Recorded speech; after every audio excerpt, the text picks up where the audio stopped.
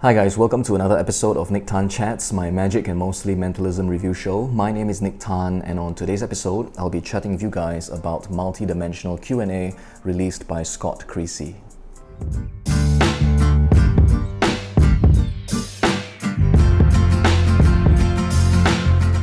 So hi again guys, welcome back to the channel. Thanks for showing up, thanks for tuning in, and thanks for spending some time with me today. So on today's episode, I'll be doing a really quick hopefully quick book review for something by Creasey that is called Multidimensional QA. So I've known about this book for quite some time. In fact, from the very first day it was released, I knew about it, because being a fan of Creasey, I'm always, on the lookout for stuff that he puts out, all right, into the mentalism community. But I didn't get down to buying it, for quite some time. I put it off for some reason, and I only got it at the end of last year, all right, sometime in December, as a little Christmas present for myself, I think, and well, the best presents are those that we buy ourselves, right? And I think this one might be one of the top few that I've ever gotten myself for Christmas. So I've gone through the book 4 or 5 times now, and I must say that it's an excellent read, really, really inspirational, really educational as well, as with all of Creasey's releases, and my bookshelf has got most of his stuff, most of his PDFs as well, reside in my laptop somewhere. And if you've watched my channel for some time, you will know that I am really a fan of Creasey's work. I really relate to the material that he puts out, and I think his approaches to performing mentalism is something that I am, in recent years at least, striving to accomplish or to reach. So Scott actually has a kind of metaphysical, psychic kind of an approach to performing mentalism, right? As opposed to the very popular, in the past, 20 years or so, the very popular psychological illusionist approach, right? That I'm sure most of us have done, or are still doing. And for myself, I have, taken the psychological approach as well, especially right at the beginning, heavily influenced by, Darren Brown. So I've been performing professionally as a mentalist for quite some time now, right, here in Singapore. And again, as I mentioned, right at the start, I was doing the whole, psychological illusionist kind of an approach. But in recent years, my interest has kind of shifted somehow towards this kind of psychic, metaphysical kind of an approach, all right? And the results so far have been quite pleasing for me. And I think audiences as well do seem to find it more mysterious and interesting as well. And on a personal level, I've kind of reached a point where I'm getting, a little depressed, at the state of my performing career. Because if you've watched my videos, the promo videos that I put up, on social media, I perform mainly for corporate events, right? At large events, right? 300 to like 1,000 people in the audience, and in those kinds of circumstances, those kinds of environments, I don't get to do the kind of material that I would like to. And it's all about just delivering, a show that works, right? And the problem is, the show that works might not be the kind of stuff that I would like to do. There is this discrepancy, which kind of needs reconciliation of sorts, and that kind of has gotten me a little bit, in my head recently. And I think Q&A has kind of given me a direction to move towards that I feel will give me an answer of some kind, all right, to this little problem that I have. And in these kinds of shows that I do, I have tried to perform Q&A, I have, and it really just doesn't seem to work as well, and I've mentioned before in previous videos, the kind of Q&A I do isn't really Q&A at all. It's kind of audience reading.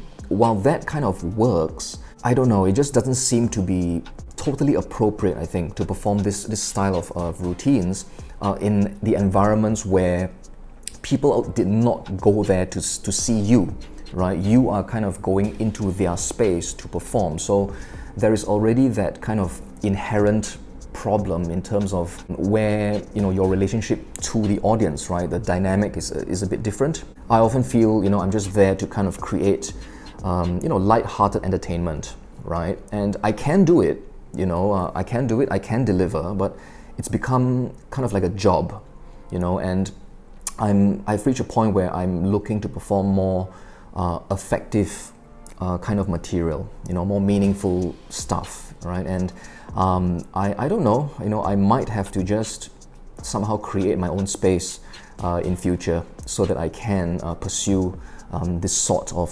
psychic Q&A direction. But enough about me and the state of my mental health, okay? It's time now to talk about multidimensional Q&A. So it's a big book, all right? It's not going to be something that you can read through in one sitting, all right? It stands at 401 pages, okay? So it's all about Q&A.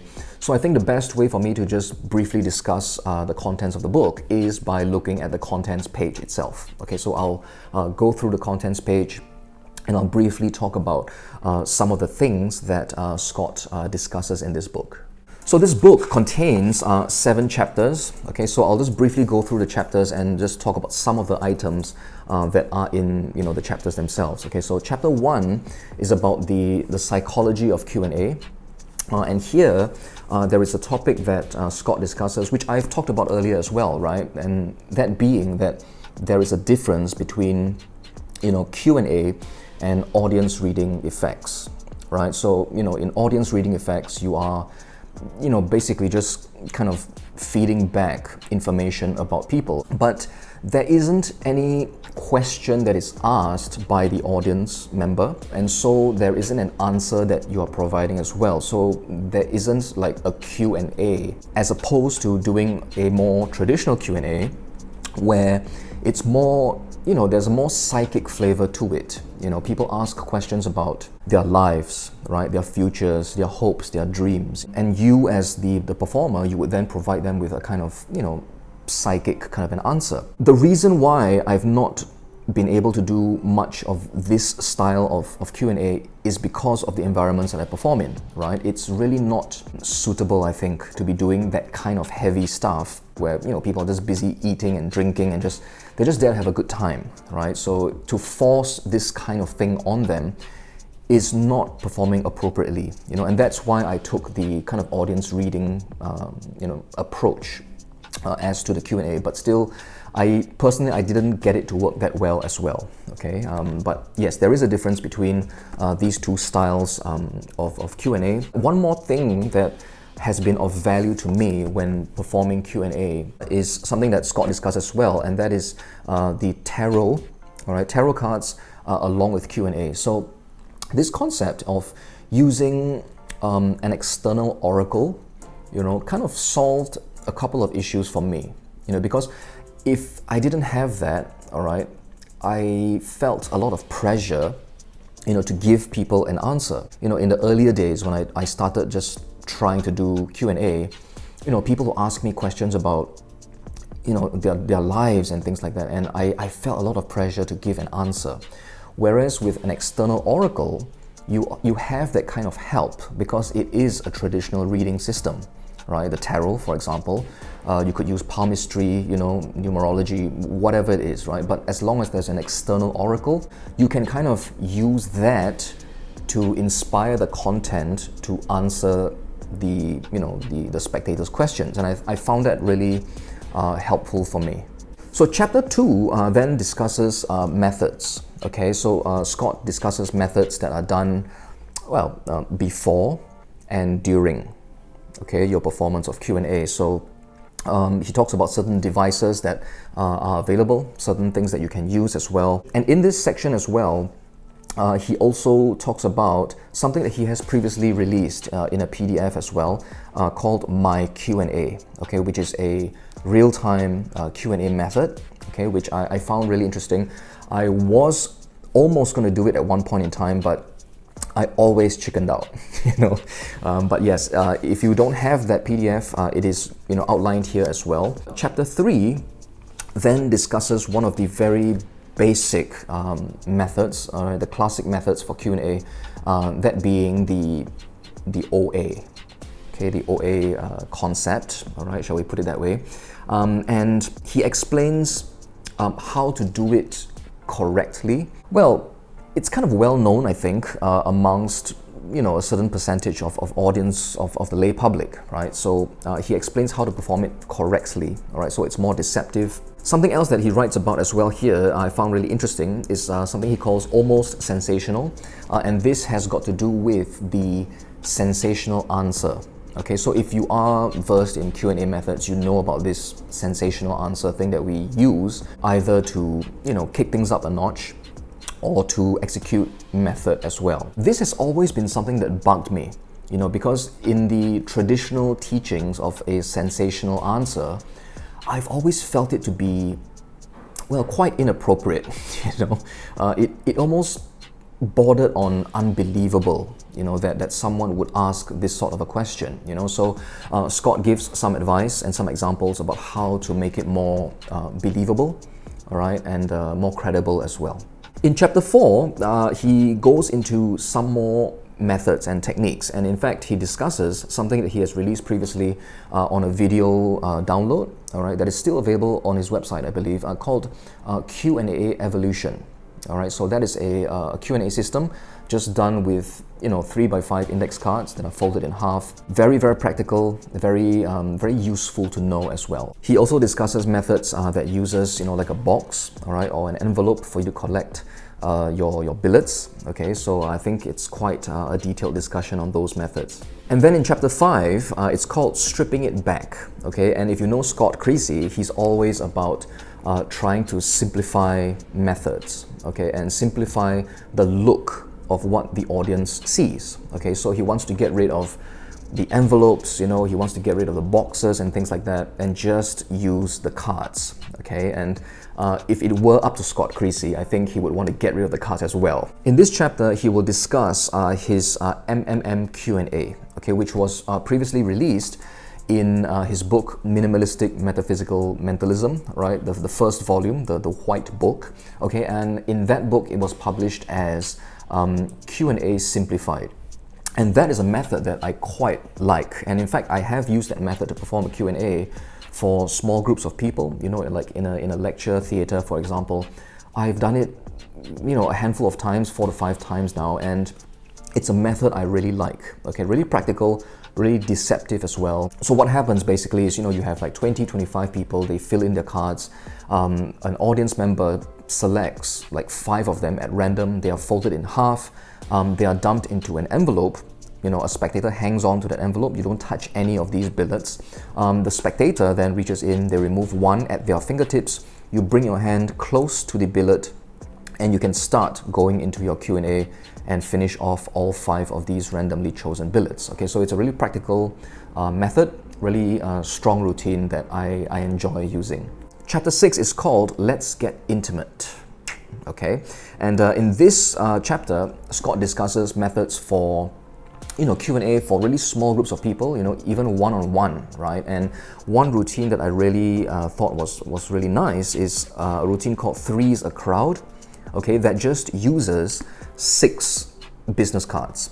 Okay, so you can just keep 6 business cards in your wallet and you can perform, a Q&A style routine for 3 people, okay? And it's almost in the style of like 4th dimensional telepathy, 4DT, that it's got that kind of a feel, that kind of a structure as well. But yeah, you can perform that sort of a routine with just 6 cards, no envelopes, no, flaps to prepare and stuff like that. And yeah, it works for close-up, and I believe it will work for like a small platform as well. Scott also discusses something called the Trident Anomaly, and Trident is something that I've reviewed previously as well. It's a routine that just uses 3 business cards, and he shows you how you can use this method to perform a Q&A for just a small group of people as well.